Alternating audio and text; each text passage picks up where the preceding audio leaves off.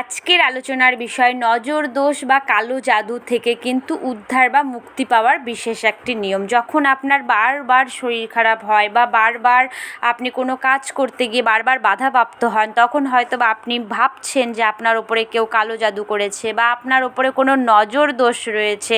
এসব থেকে কিন্তু এই মুক্তি পাওয়া যায় এই শ্রাবণ সোমবারে।